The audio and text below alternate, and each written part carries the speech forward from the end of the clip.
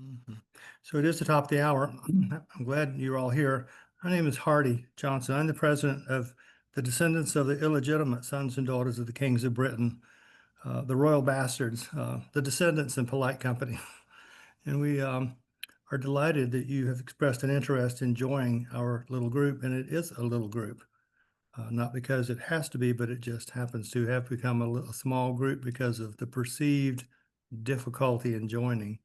And so this is one of our educational initiatives, is to have the Herald and his assistants, Darcy and Chris, to teach these sorts of trainings about how to do and successfully this process to join us. And so I hope you find it helpful and you find friends in the three of them and all of us, and you join us. And I'm going to stop talking so Nat can take over. And it gives me great pleasure to be able to dive into, what really is the ethos and the heart of this group. And I'm happy to share this with you. What I expect that we will do is I want to lead you through a guided tour of many of the issues, both kind of philosophical and practical, and some of the history of this group. And then touch in a thematic way on different aspects of, well, what it means to really to meet the rubrics of the group, and what is the value of doing that. Well, I've titled this The Royal Bastards and How to Apply. But again, I want to reassure you that I'm not expecting everyone who is attending today to want to apply, to want to become a joiner, but I'm glad you've all got interest in who we are, what we do, and why we do it. And that's really, already the success of this first this new series of informational meetings. So I'll just get right in with logistics. What I hope to cover in this order, roughly, is who we are, who are the descendants or the bastards, our history, mission, and ethos, and what role we occupy in the larger landscape of American lineage societies. I then want to move into, more in depth, what the intellectual load of the bastards has always been. And the best way to look at that in practice is in our lineage paper, in the papers that people fill out to join, to be admitted, and what that entails, how it is both similar to and different from those of all other American lineage societies, and how it's evolved over time. And as a sidebar, I, of course, will say that the application process and standard of the lineage papers of most American lineage societies have evolved substantially in the decades since the early 20th century. And so I will, we'll see a little bit of a time sequence of the role of the bastards in that, and then focusing on, in a more practical way, on the rubrics and strategies of the Descendants lineage paper, both the theory and the practice, sort of how to put it together, what's involved, looking at a couple of case studies illustratively, and then wrapping that up by saying, well, what is the value of this? Beyond joining the group, is there value of this kind of exercise? It's widely reputed to be the most painstaking application of all American lineage societies. And that's both broadly accurate, but it's sometimes the onus is overstated, and we'll come back to that. So lineage societies are a phenomenon, more or less unique to the United States. I think Shannon Combs-Bennett, I think you're here, and I'm very glad that you're here. I'm thinking back to an excellent paper you gave, really impromptu, at an International Genealogical Congress in England back in 2022, that really dug into some aspects of the history of lineage societies in the United States. Many of them were founded in the period from 1876 through the 1920s, or really to the end of the interwar period into the late 1930s. But a lot of them just appeared like mushrooms from the centennial through to just after the First World War. And as most of us are familiar with, this involved shared descent from ancestors in a particular group who meet certain qualifications. So it's a kind of assertion of uniqueness, but also assertion of belonging to a group and seeking to perpetuate a group. So it sort of combines individuality with group belonging. And I think that's part of the impulse to form such groups and to participate in them, which is part of a larger landscape of fraternal organizations and mutual social support organizations from the 19th century. There's a big social history component to this, but it really is a big part of the evolution of our field, the field of genealogy. And I will say one important thing. These groups started as groups of veterans and descendants of veterans. I mean, that goes back to the Society of the Cincinnati in 1783, and then forward to veterans of the Civil War through the second half of or last third of the 19th century, and then other descendant groups related to the Revolutionary War after the Centennial, the Sons of the Revolution, and the DAR, et cetera. Combining genealogy and patriotism, the first such group to explicitly reference a group of ancestors from before the peopling of colonial North America was a group, the Order of Runnymede, which evolved into the baronial order of Magna Carta, founded in 1898. In the 1890s, there were already interesting publication efforts, compendia of descendants of Magna Carta barons, of royal descents, other things like this. But the first actual group to do this was an 1898 formation of the Order of Runnymede. And we'll sort of come back to why that's important when we look at, well, what do you have to do that's above and beyond just an American lineage society context when you're dealing with lines that extend back before the colonial period. So the Descendants, the DISD, we were founded in 1950, and this is our 75th anniversary year. It's no accident that this year we are making an effort to reintroduce ourselves in the lineage society community more generally, and in the genealogical community more generally. The group was founded with a variety of motives that meshed together, and it was founded in many respects as a reaction or response to the perceived ethos of the other lineage societies referencing pre-modern ancestry, most of them connected to either Magna Carta or royal ancestors that had sprung up since the 1890s and then through the early 20th century. It was also founded just after the Second World War, when many genealogists, both sort of skilled and casual, began to be less interested in or less satisfied with some of the social aspects of that generation of groups founded in the generation from the 1890s through the First World War. The post-war generation thought of themselves as different.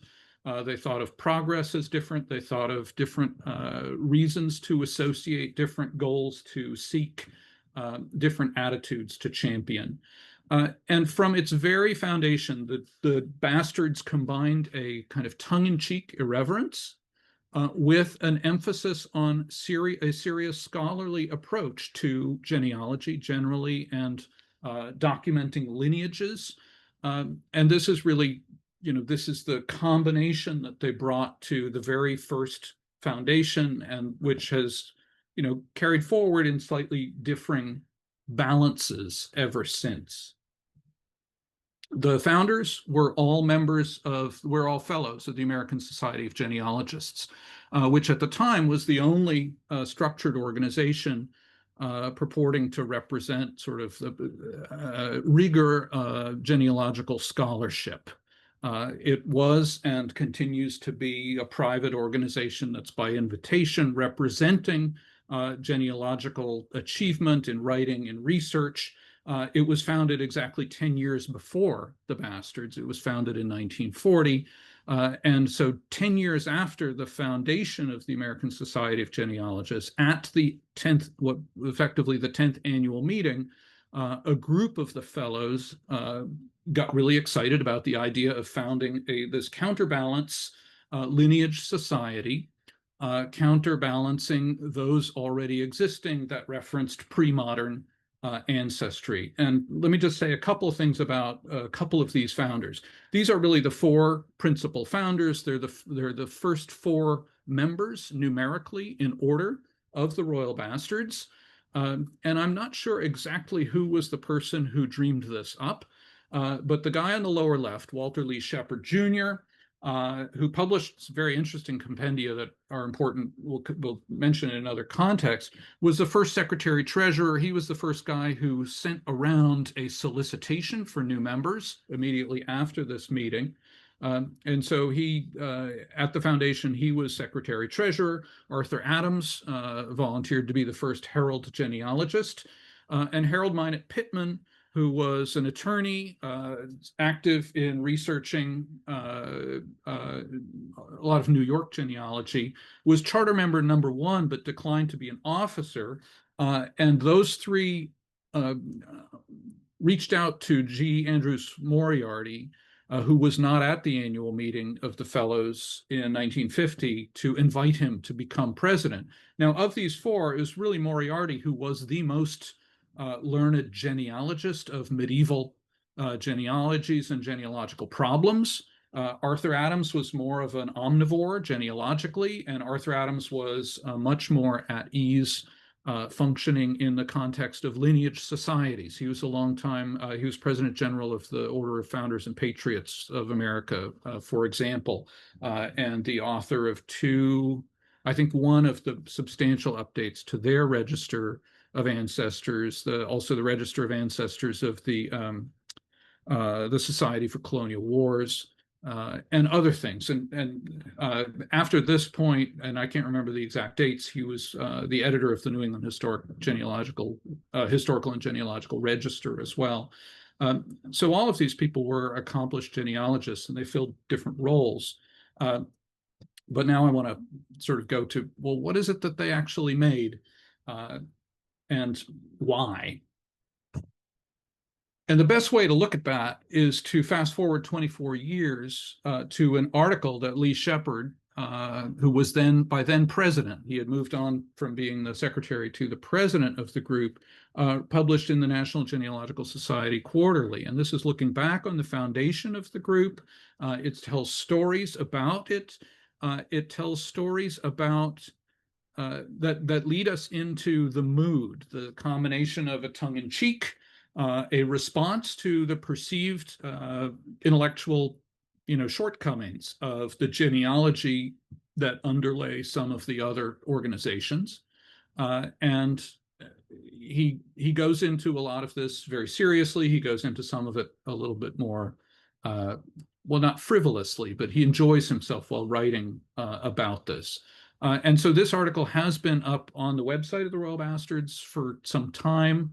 And we've been meaning to make sure that the NGS is okay with that, but it's there, and I recommend that everybody take a look and read it. One of the things that you're going to find in there is a list of qualifying gateway ancestors.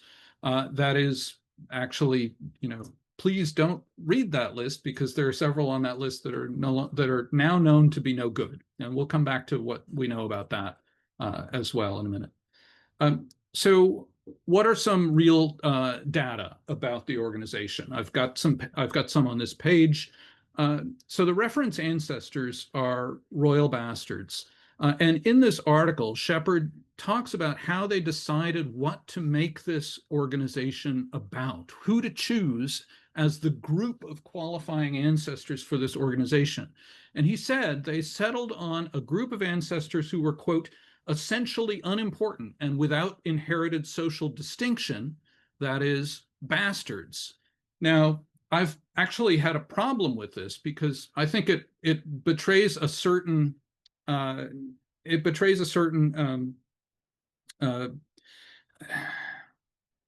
it's unhistorical, because actually in the Middle Ages, bastards were, if they were recognized, generally occupied very important positions socially, They were of a particular value in certain political and social contexts where their legitimate half siblings would not be, and so it's kind of an interesting thing. What he was trying to achieve by mentioning this and by emphasizing it was that it was not about inherited prestige, and that this was certainly by 1950 and was indeed before then, one of the longtime complaints about lineage societies generally, that it was an attempt to construct an order of society that was united but with a kind of prestige that was somehow not extendable to all the rest of us. This is the allegation levied against the DAR, and is certainly levied against organizations whose qualifying ancestors, whose reference population were pre-modern, were social elites, and it explains, and actually reaction to that is partly reflects the interesting position of groups connected to the Magna Carta, the barons involved with the Magna Carta, which somehow straddles an ideological divide by celebrating a group of elite ancestors, but by also celebrating a group of ancestors who participated in a proto-democratic struggle or conflict against the authoritarian power of the British monarch, King John. And so I think there was some of the same impulse that one found with the Magna Carta groups also in the Bastards, by deliberately choosing a group about which one could be tongue-in-cheek, have a twinkle, and say, yes, these are elite people, but they're also, quote, without inherited social distinction. So that's worth thinking about, and especially as we look into the weeds about what the genealogical lift is. So, all in all, since 1950, there have been about 400 people who have joined the Bastards. We have about 130 living today, and that includes genealogists, joiners of groups, that is to say completionists, people who want to join all groups, people who relish challenges, nerds, socially competent people, and perhaps the converse as well. It's an interestingly wide variety of people, and that's something that some of us and some of my fellow officers in the Bastards, who are also experienced officers in other groups, remark on and find interesting, that we Bastards are a different crowd, and that's certainly to be celebrated. But it's also it's a power, it's an advantage that I hope that we can find a way to leverage. And one of the ways we're doing it is through this kind of educational programming. So the educational goals of the Bastards is something that has been simmering and has, I think, taken different forms in different eras of the Bastards. There were meetings in person in the very first years of the Bastards. I think then there was a period when the Bastards never met in person. Since the pandemic, we have experimented with virtual meeting. And that is the best mechanism by which we can really lean in new ways to the educational mission of the Bastards as a 501c3, with a mission really of imparting respect for and offering a venue for people to enrich their skills at and acquaintance with genealogical scholarship, particularly as it relates to pre-modern genealogical settings and lines. That's really what we have been about in different ways since we were founded. So who are the Bastards? Who are our qualifying ancestors? Constitutionally defined as bastard children, grandchildren, or great-grandchildren of any British monarch. That was a pretty broad, but in practice, when you lean into what that definition means, you discover some limitations. One of them is chronological, and it has to do with the creation of sacramental marriage incrementally over a long period of time in Western Europe. One of the hats I've worn in my career is as a teacher of social history of the Middle Ages, including ecclesiastical history, and I could spend the whole session just on this. I won't, so you're welcome. There is a bibliography on the website of literature about bastards, of which the first entry is a very interesting book. Actually, the first three entries are modern historical works that really bring us into different aspects, social and religious, of the creation of bastardy, really as the institution of marriage evolved in Western Europe in the Middle Ages. So what are the practical limitations then? One is chronological. Bastards as such didn't really exist before marriage, what sacramental marriage was defined, and bastards began to be stigmatized. And that's something that really arises in the 11th century. So there are no pre-conquest bastards allowed. And sometimes it's anachronistically applied by historians, the concept of the bastard children or a bastard child or an irregular union of a pre-conquest monarch. And no, we don't use them. In most cases, any known gateway that leads back to a pre-conquest monarch also leads to a 12th century or newer bastard of an English monarch. One exception, unfortunately, I just wrote to somebody who reached out to us, who is a descendant of the Lawrence siblings, William Lawrence of Long Island and his two sisters who settled in Ipswich, Massachusetts, Mary Lawrence Burnham and Jane Lawrence Giddings. He was a descendant of William Lawrence. And the known ancestry goes back to a 10th century Anglo-Saxon kings. And I had to say, well, no, the meager evidence for calling one of the children of one of these kings a bastard is really anachronistic. And I felt that, keenly disappointed in this because I also descend from one of those sisters. But no, that's one of the rare cases where a known gateway in the 17th century English colonies does not have any qualifying bastard for this organization in it. Legitimated bastards are also barred. So a lot of people descend from John of Gaunt's, one of his children, and by his Catherine Rowett Swynford. Those can't be used. Those were explicitly barred when the group was founded. And also legitimated bastards of some of the early Stuart Scottish kings are similarly off limits. And, you sort of winnow all this down and you come to the Kilroys, the most frequently used bastards in the group, who are the son Robert of Gloucester, or one or more of the other children of King Henry I of England, one or more of the daughters of King William the Lion of Scotland. And the interesting thing about those paths, descents from bastard children of King William the Lion of Scotland, is that some of those paths track closely to paths of the competitors of the great cause of 1291, a sort of 13th century, Scottish succession conflict, where these other sort of illegitimate descendants of an earlier Scottish king came out of the woodwork. They were put up as puppets. This was all engineered by Edward I of England as a way of dominating Scotland. But it leads to interesting genealogical things that and this is part of our list of frequently used bastards.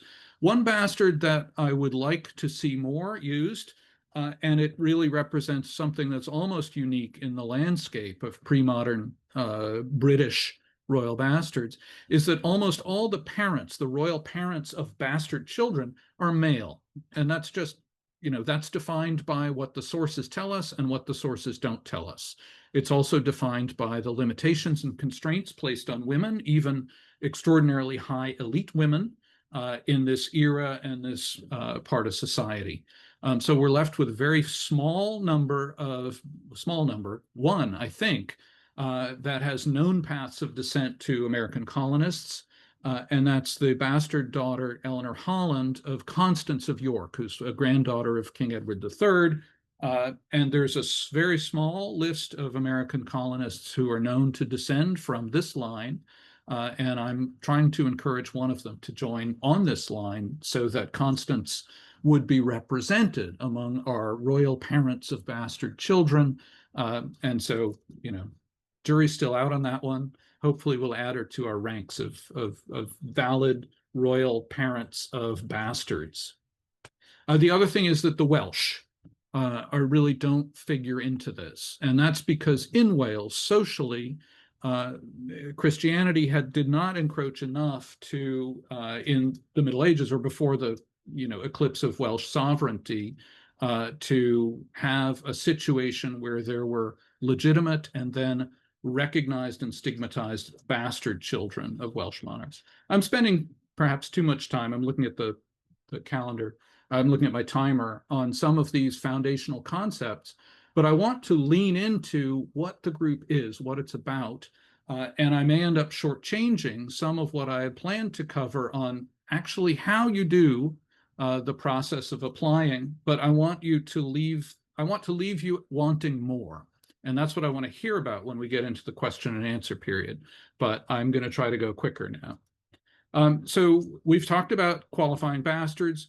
Qualifying gateway ancestors are not, we don't treat them as a body. We don't say, oh, well, here's a raft of gateway ancestors, and I'll simply carry forward Bob Anderson's definition. A gateway ancestor is somebody who brings a traceable ancestry from one population into another, a migrant, whether that's geographic or social, through whom a descendant in the target or destination population can trace more ancestors in that earlier population. So of all the people from Britain who come across the water to the American colonies, those who have traceable significant gentry baronial ancestry that allows you to go back more than, say, 3 or 4 generations from the period of immigration, those count as gateway ancestors. It's sort of crassly quantitative that way. So people through whom you can trace more ancestors are gateways and are somehow privileged.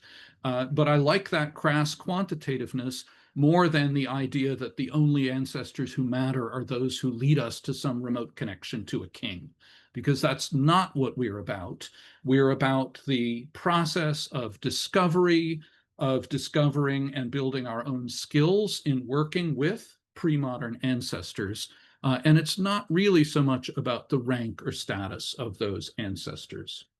So we now have modern compendia of these gateways, and I'll come back to those, how to use them, how not to use them, with particular reference to Gary Roberts's compilation, Royal Descents of Ex-Americans, 500, 600, 900, or the Weiss-Farris-Richardson compilations of the Plantagenet ancestry and royal ancestry. Not all gateways in those books are sound, and those books don't give you everything you need to really complete a lineage paper for this society. And that's what we'll come to. And the question underlying that is the question that should be how any of us who's interested in genealogy approaches any information wherever we are looking for it about our family, our kin, our identity, our ancestors. How do we know what we know? How do we know this line is sound? Compendia spectacularly, sort of maddeningly, because they put a lot of ancestors in front of us on the page, but they don't actually seal the deal. They don't show us how we know, how we can be confident we are descended from those people. And that's where the extra lift for looking at it as what I call the DISD process, the DISD model of a lineage paper really comes into its own. So the 2 key conditions for joining the bastards are that the line must be sound, and I could go off on a discursus about degrees of proof.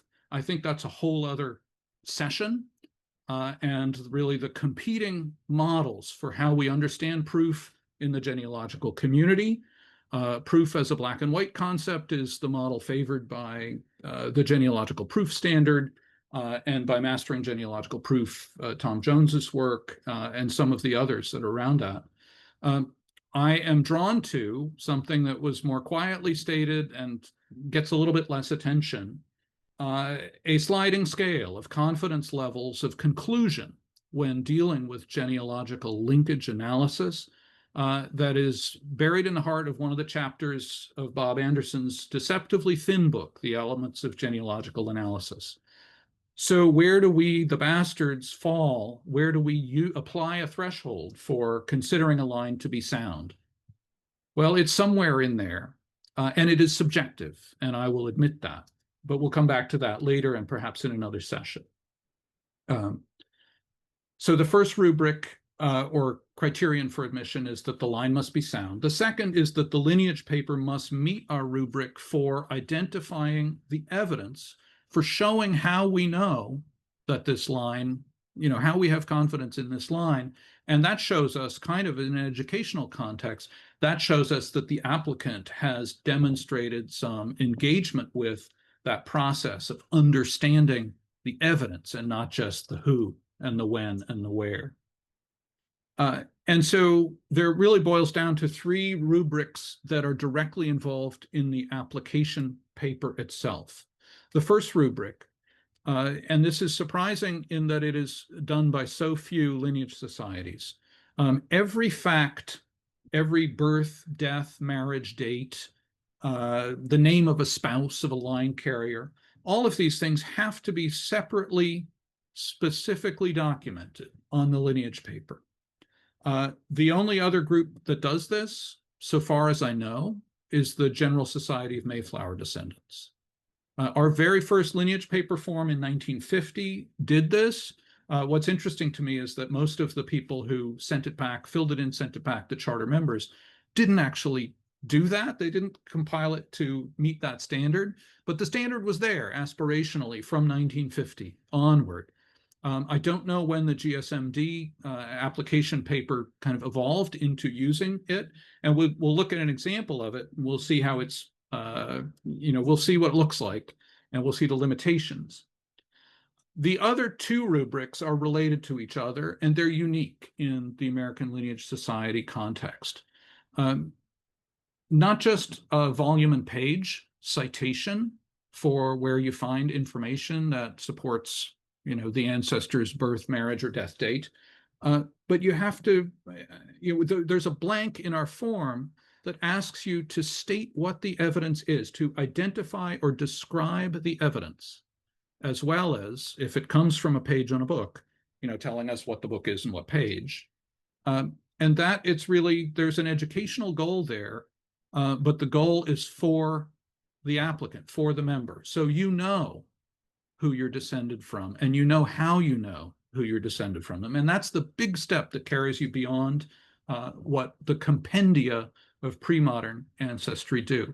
And a corollary to that is the third rubric, to identify the evidence. And there's a dedicated space for, in each generation of the lineage paper, what is the evidence for the link between the parent and the child? How do you know that the person in generation 24 is the child of the person in generation 23? How do you know?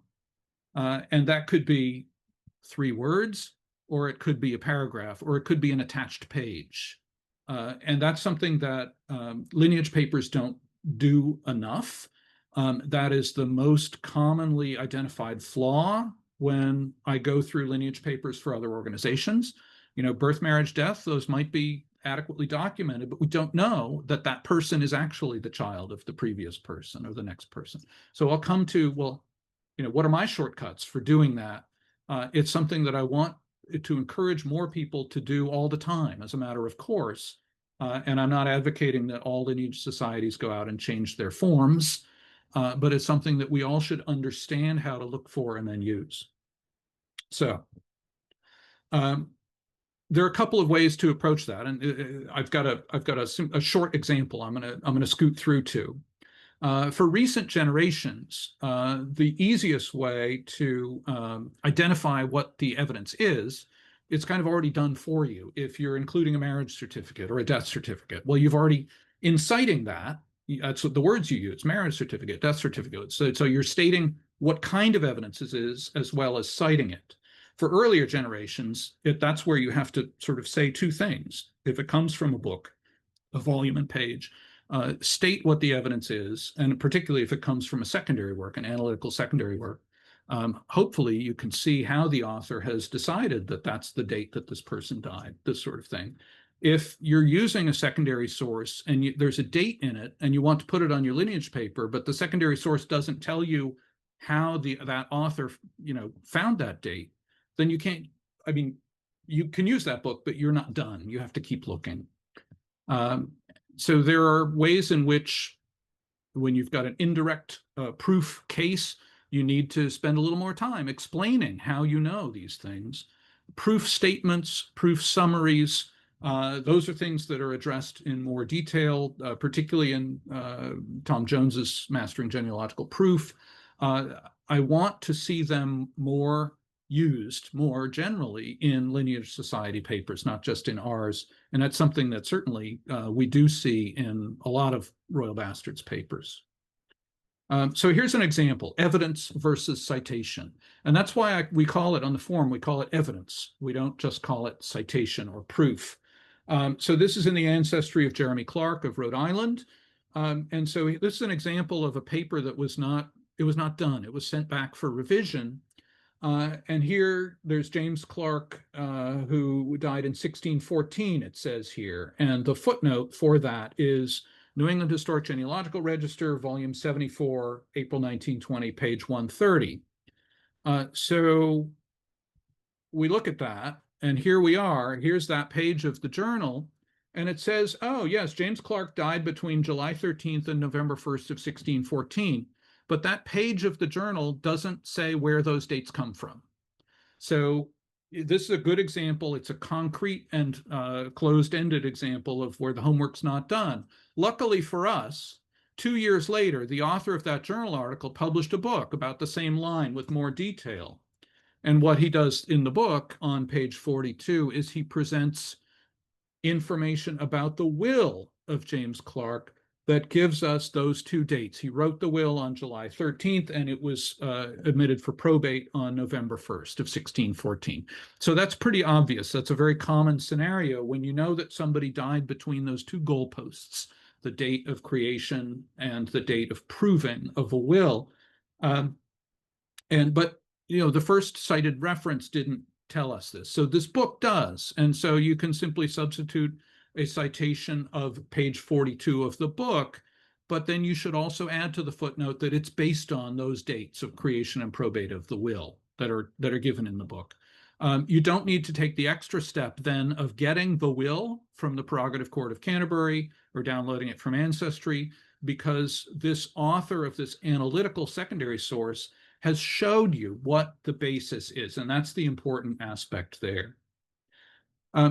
Now I'm going to zoom out a little bit and to show how, so this was one example, very brief, concise, of what we're looking for in our lineage papers. How have other groups dealt with this, with their lineage papers evolving over time? So I've already said the Bastards form in 1950 was the first to introduce those separate blanks for citing evidence for each stated fact. If you go back to the very dawn of American Lineage Society papers, you'll find that they're really based on an affidavit model. This is a Colonial Dames paper from 1894, and it's simply an aspirant has written out her ancestry, and at the bottom she swears it's all true to the best of her knowledge, and she does that before a notary. End of story, end of document, one page, and we're done. That's lovely, but that doesn't really match the way the field has evolved since then.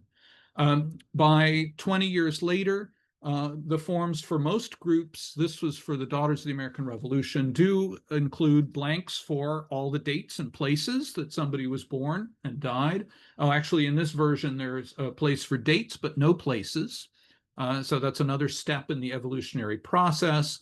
And you can see, I think this is the same lineage paper. It gives you about an inch to list everything you might have used for the whole line. And sometimes that's about as much space as Gary Roberts devoted to one of the lines in his Royal Descents Compendia. So it is incremental steps in the right direction. Here's a modern lineage paper for the Sons of the American Revolution, where you look at the bottom of the page in the red box, you've got a space per generation for all the information pertinent to that particular generation, all listed together. And this is the typical pattern of lineage papers for modern lineage organizations. Here's one from the National Society, Colonial Dames of America, Generation 8 here. The data are in green, and all the citations that pertain to the whole generation are listed together in red. We'll come back to that. It doesn't quite get us across the finish line of knowing how we know the individual bits of data about that generation, nor how we know how that generation is tied to the one below it and the one above it. The only lineage paper other than ours that asks for citations for each granule of data are the General Society Mayflower Descendants. And here's one, I've sort of blown this up. And, you know, they squeeze it in. It's very, very tightly fit. And so in one generation, you've got these little boxes to the right for your highly abbreviated source material for the birth, the marriage, the death, the spouse's birth and death, this sort of thing. These abbreviations are actually very interesting because some of them, and they're gone over by the Mayflower officers, vetting officers, and I learned from working with one of them how these abbreviations can be useful in signaling what kind of evidence is used and how much you know and what are the limitations of what you know from it. So here's a 1950 Bastards lineage paper. It includes places for reference for 6 data points in each generation. The references are very briefly cited. So here's an entry for William Longsword II, the second Earl of Salisbury. Reference number 1 is the complete peerage. Reference number 2 is a volume and page in the Herald and Genealogist, a Victorian genealogical journal. There's another much later generation in the same paper. And I like this one because Daniel Johnson of somewhere in Connecticut, for reference number 1, the applicant has written his will recorded in Waterbury Probate District, Connecticut, calls his daughter Hannah Wilmot. So it's a little tiny proof statement entered, you know, in lieu of, or, you know, a little extra data given, which really does prove the link between that generation and the next. The person whose lineage paper this is Donald Lyons Jacobus. And I'm going to just sort of let you behind the curtain by showing you that even the first Bastards lineage papers included this affidavit-style attestation. I certify that the descent and dates following the attached lineage blank are correct and true to the best of my knowledge and belief, and that the reference cited have been checked and verified by me and are true and reliable. That's an interesting addition because it assumes some expertise on the part of the applicant. So they've done it as best as they can, but also they've been checked and verified by me, so the expectation of the Bastards was that you already are a genealogist to apply. But that's a level to which we can all aspire. And I'm going to have to move a little bit more quickly. Here's a modern pre-colonial lineage paper. And now we're getting into pre-colonial references. Here we have William Boleyn and Margaret Butler, the daughter of the Earl of Ormond. These are the parents of Anne Boleyn and Mary Boleyn and some others, or maybe the grandparents. Can't remember now.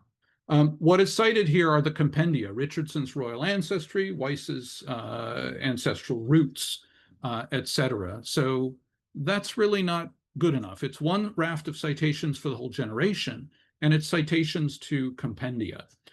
Here is the same couple treated in a recent Bastards lineage paper, where you've got the actual evidence mentioned laid out in 7 different fields, including field number 1, which tells you how you know that Margaret Butler was the daughter of the Earl of Ormond. And the reason we know is because she was one of her father's heirs, and one of her sons became Earl of Ormond in turn. So it's that fact of inheritance that proves the lineage.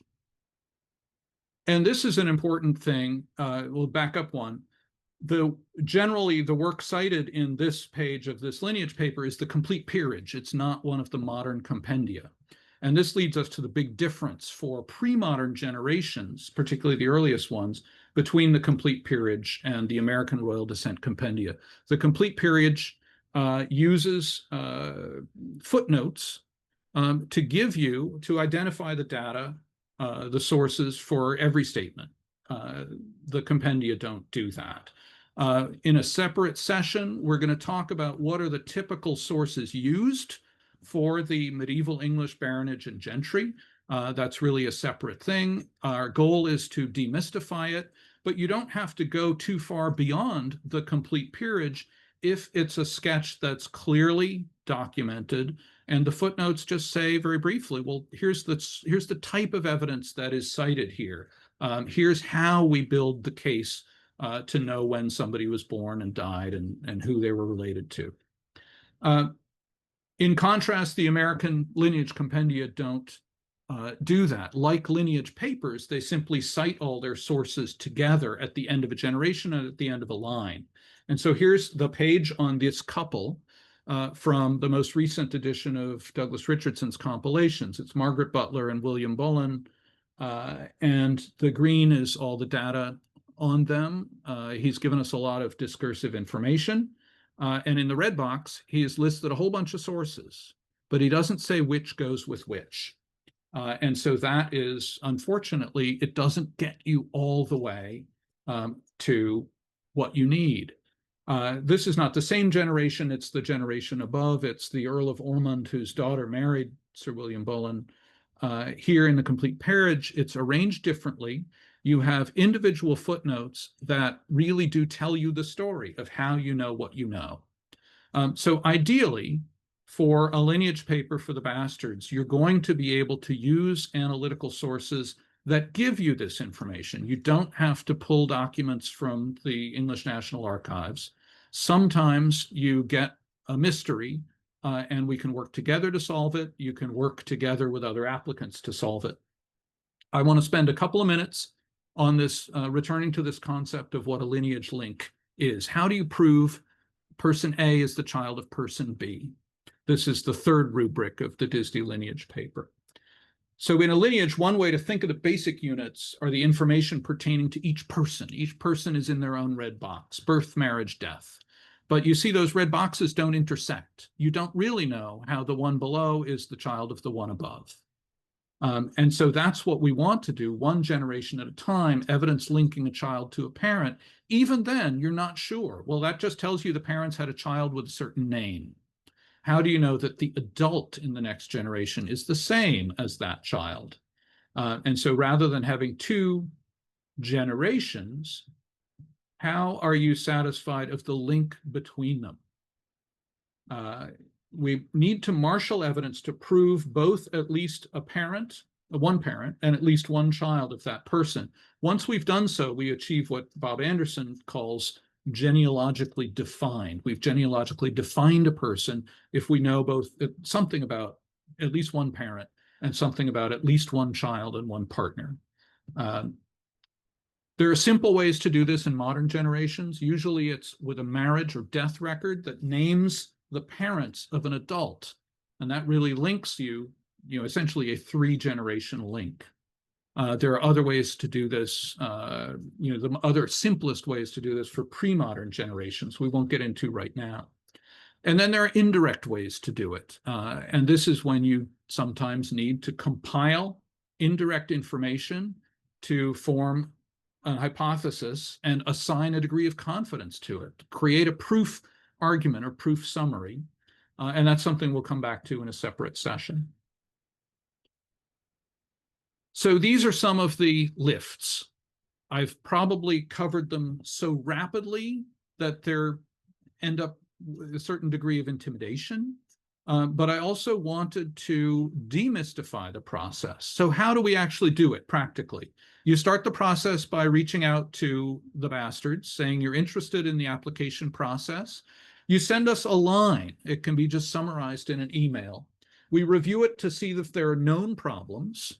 And there are some known problems. There are some things that are confidently stated in Roberts or Richardson's compendia, which we know are false, or which we know have not yet been proved to our standard or to a scholarly standard. If we don't know that there are problems, we'll say, sure, go for it. We'll send you the paperwork. If you are going through a line that is shared with another recently admitted member or another candidate who's currently working on it, we'll put you in touch with each other if you are willing and interested to work together. And for those who are already members, if you're willing to allow parts of your lineage papers on file to be shared with others who share those lines, that's an important part of the process. And working together is what we hope to encourage. It's not like a final exam where you must do it all yourself. What we want to encourage is an interest and respect for the learning process, and also the ability to work together on these things.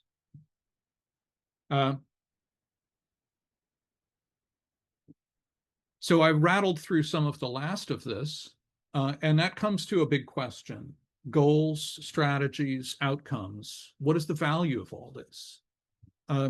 It's something that I like to talk about in a lot of different venues, understanding the difference between evidence versus citations. Obviously, our colleague Elizabeth Schoen Mills explaining evidence for much of her career, and doing so eloquently and forcefully, using evidence, being unafraid of evidence, but realizing that without evidence, we don't really know what we think we might know from compendia, from online databases. The whole goal is to bring us more, to get us to commune with the evidence that connects us to our ancestors. I'm not going to opine about how we can commune or not with our ancestors themselves. Identify evidence for all the data, all the facts in all generations, recent and early. Demystify the early generations, pre-modern stuff. I'm a medieval historian by training. You don't have to be to do this part of the process for the royal bastards. You have to be willing to work together. You have to be willing to sometimes go on a little bit of a goose chase, hopefully not very long. But really, you have to build confidence in assessing the genealogical relations. How do you know that one ancestor is the child of the next ancestor? Can you feel confident doing that all the way back for a line that may be 30 generations? And the answer is yes, you can. And that's what we're hoping to encourage more people to do, to build the chops to do it, to build the interest in doing it, and not just for the satisfaction of joining this interesting and unusual group, but to build skills with a model that you can apply to many other types of projects. And in thinking about other types of genealogical projects, the Descendants lineage model really does bridge the gap between a typical lineage paper, which may not have much independent evidentiary value, depending on how it's filled out, and a compiled genealogy.